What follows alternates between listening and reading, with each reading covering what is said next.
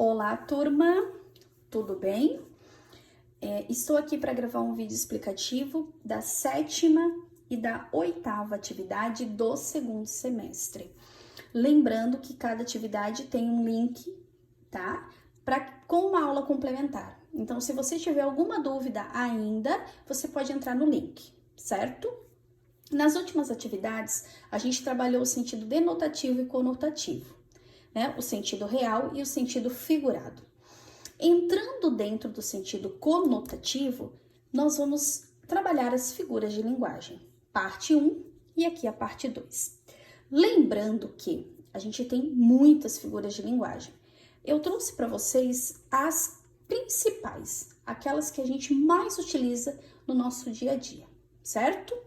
Então, a figura de linguagem é uma forma de expressão diferenciada, é uma forma de expressão que utiliza o sentido figurado.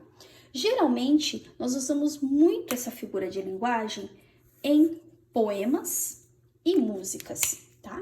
Então, a gente entra muito com essa figura, principalmente nesse tipo de composição. Por quê? Porque a gente adquire um novo sentido para aquela palavra, tá? A primeira figura de linguagem que nós vamos trabalhar é a metáfora. A metáfora, ela é uma comparação, certo? Então, a metáfora é uma comparação. A diferença é que essa metáfora, ela não usa nenhum elemento comparativo. Então, eu comparo, porém, eu não tenho nenhum conectivo ali. Por exemplo, a vida é uma nuvem que voa. Eu comparo a vida com a nuvem, certo? A segunda figura de linguagem é a comparação. O que acontece com a comparação? Ela também compara. Porém, na comparação, além de comparar, nós utilizamos os conectivos, certo? Então, metáfora e comparação, as duas comparam, porém, a metáfora não usa conectivo e a comparação usa. Por exemplo, seus olhos são como jabuticabas.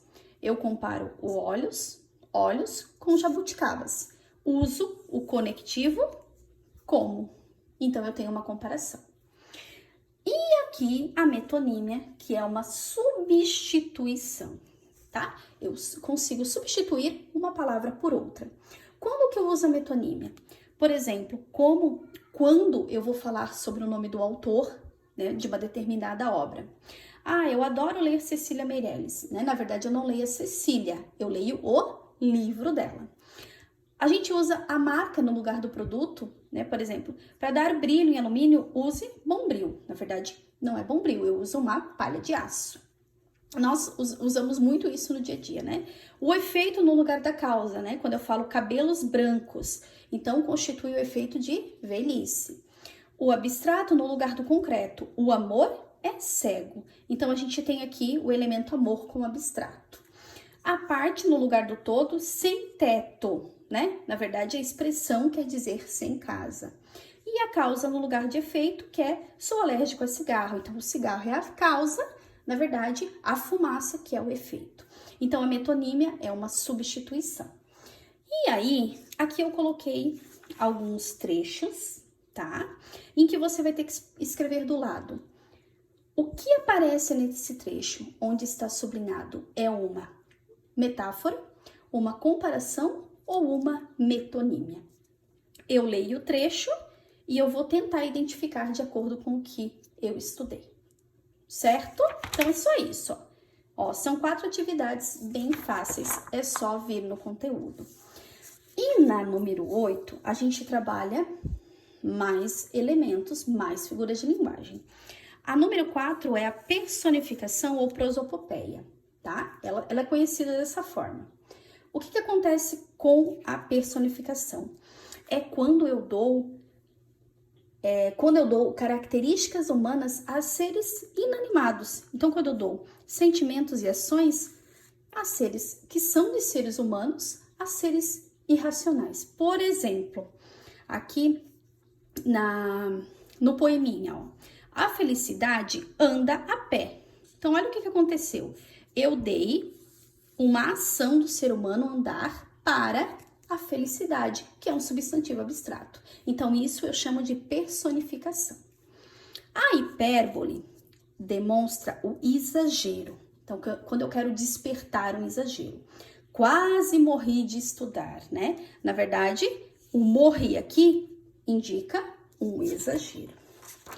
E o eufemismo é utilizado para suavizar o discurso. Então, quando eu quero falar alguma coisa de uma forma mais suave. Por exemplo, entregou a alma a Deus, né? Ao invés de eu chegar para alguém e dizer assim, ó, tal pessoa morreu, né? Eu utilizo o eufemismo, que é uma forma um pouco mais agradável de dar a notícia para alguém, tá? Então, aqui a gente tem as três, certo? A personificação, que eu dou características humanas a seres inanimados, a hipérbole, que eu dou um exagero, e o eufemismo, que eu suavizo o discurso. A mesma coisa vocês vão fazer aqui, igual ao exercício anterior, tá? Eu vou ler o que está em negrito e colocar ao lado o que é, qual é a figura de linguagem encontrada aqui, certo? Então, é isso.